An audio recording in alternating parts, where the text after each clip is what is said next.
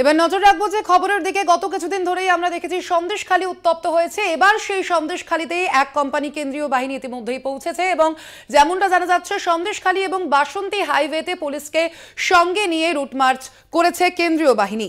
সন্দেশখালীতে route march কেন্দ্রীয় বাহিনীর, আপনারা সেই ছবি দেখতে পাচ্ছেন। ইতিমধ্যেই এক কোম্পানি কেন্দ্রীয় বাহিনী পৌঁছেছে সন্দেশখালীতে পুলিশকে সঙ্গে নিয়ে বাসন্তী হাইওয়েতে রুট মার্চ। এ বিষয়ে আরো বিস্তারিত জানবো। ফোন লাইনে রয়েছেন প্রতিনিধি সঞ্জিত চক্রবর্তী। সঞ্জিত, কখন পৌঁছয় এই কেন্দ্রীয় বাহিনী এবং এই কেন্দ্রীয় বাহিনী পৌঁছ থেকে কিছুটা আশ্বস্ত হয়েছে সন্দেশখালীর বাসিন্দারা? কি বলছেন তারা?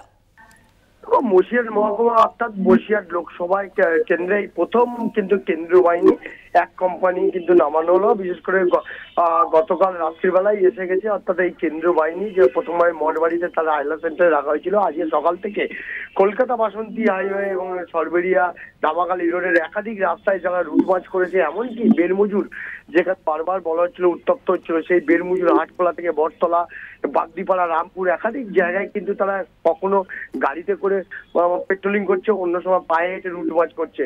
ইতিমধ্যে সন্দেশখালীতে তুমি জানো গত রাজ্য রাজনীতিতে সন্দেশখালী যেভাবে বিরোধীরা করে তুলেছে, সেই সন্দেশখালী উত্তপ্তর মধ্যেই যে কেন্দ্রীয় বাহিনী যে আশায় রীতিমতো সেখানকার মানুষ অনেকটাই আশ্বস্ত হয়েছে পুলিশকে সঙ্গে নিয়ে।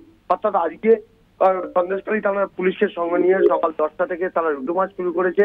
একদিকে তারা তাদের নিজস্ব গাড়ি এবং পাশাপাশি পায়ে হেঁটে তারা বিভিন্ন জায়গায়, বিভিন্ন যেসব অশান্তি প্রবণ জায়গা যারা সন্দেশখালীতে বারবার শিরোনামে এসেছিল, পাত্রপাড়া, ত্রিমণি বাজার সহ একাধিক জায়গা, অর্থাৎ বেলমজুর, ডুবখালী, কাছারিপাড়া, এই এলাকাগুলোতে তারা কিন্তু রামপুর হাট সহ একাধিক জায়গায় তারা শুরু করেছে। সকাল থেকে গ্রামবাসীদের সঙ্গে কথা বলছে যাতে আতঙ্ক থেকে বেরিয়েছে তারা স্বাভাবিক ছন্দে ফিরতে পারে এবং এই কেন্দ্রীয় বাহিনী আসা রীতিমতো তারা খুশি, তারা অনেকটাই আশ্বস্ত হচ্ছে। এবার লোকসভা নির্বাচনে তারা যাতে স্বাভাবিকভাবে ছন্দে তারা বাহিনীর আশ্বস্ততে ভোট দিতে পারে তার সব রকম যেমন বাহিনীর সঙ্গে কথা বলে তারা জানাচ্ছেন এবং পাশাপাশি গ্রামের মানুষকে তারা বোঝাচ্ছেন এবং স্বাভাবিক অবস্থায় যাতে এই ব্যবস্থাটা করছেন, যাতে নতুন করে বিশৃঙ্খলা না হয় কেন্দ্রীয় বাহিনী, সেটাও নজর রেখেছে।